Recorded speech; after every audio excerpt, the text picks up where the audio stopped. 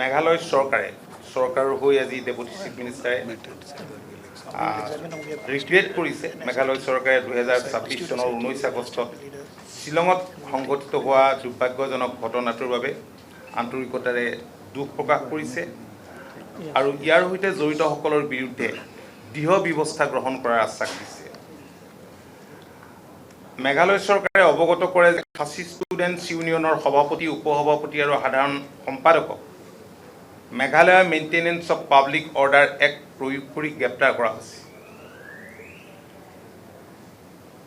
মেঘালয় চৰকাৰে জনায় যে 19 আগষ্ট 2026 তাৰিখে সংঘটিত ঘটনাৰ সন্দৰ্ভত এতিয়ালৈকে 15খন FIR পঞ্জীয়ন কৰা হৈছে।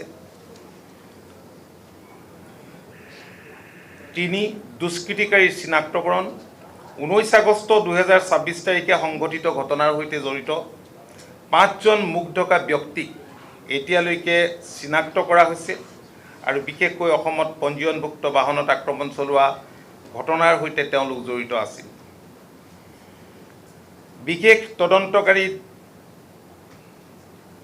দল গঠন। মেঘালয় চৰকাৰে জনায় যে শ্বিলঙত সংঘটিত ঘটনাৰ সৈতে জড়িত সকলো দুষ্কৃতিকাৰীক চিনাক্ত কৰিবলৈ বিশেষকৈ অসমত পঞ্জীয়নভুক্ত বাহনত আক্ৰমণ চলোৱা লোকসকলক চিনাক্ত কৰি আইন অনুসৰি তেওঁলোকৰ বিৰুদ্ধে গোচৰ চলাবলৈ এটা বিশেষ তদন্তকাৰী দল গঠন কৰা হ'ব। দুয়োখন ৰাজ্যৰ কমিশ্যনাৰ, সচিব পৰ্যায়ৰ পৰিবহণ কৰ্তৃপক্ষ আৰু পৰ্যটক বাহন সংস্থাসমূহৰ প্ৰতিনিধিক লৈ এখন যৌথ সমিতি গঠন কৰা হ'ব।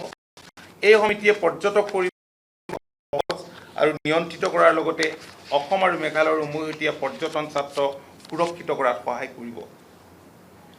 অসম আৰু মেঘালয় চৰকাৰে বাহনসমূহৰ নিৰাপদ আৰু সুৰক্ষিত যাতায়াত নিশ্চিত কৰিবলৈ সকলো প্ৰয়োজনীয় ব্যৱস্থা গ্ৰহণ কৰিব। ইয়াৰ ভিতৰত অসমৰ দক্ষিণ অংশৰ পৰা অসমৰ অন্যান্য অঞ্চললৈ তথা বৰাক উপত্যকাৰ পৰা মেঘালয় হৈ যাতায়াত কৰাও অন্তৰ্ভুক্ত। এনেদৰে মেঘালয়ৰ পৰা অসমৰ মাজেৰে মেঘালয়ৰ অন্যান্য অঞ্চললৈ যাত্ৰা কৰা লোকসকলৰ বাবেও প্ৰয়োজনীয় ব্যৱস্থা গ্ৰহণ কৰা হ'ব। মেঘালয় চৰকাৰে পুনৰ নিশ্চিত কৰে যে অসম আৰু দেশৰ অন্যান্য অংশৰ পৰা মেঘালয়লৈ অহা সকলো পৰ্যটক আৰু বাহনৰ মেঘালয়ত থকাৰ সময়ছোৱা ৰাজ্যখনৰ ভিতৰত চলাচলৰ সময়ত সুৰক্ষা আৰু নিৰাপত্তাৰ দায়িত্ব চৰকাৰে গ্ৰহণ কৰিব।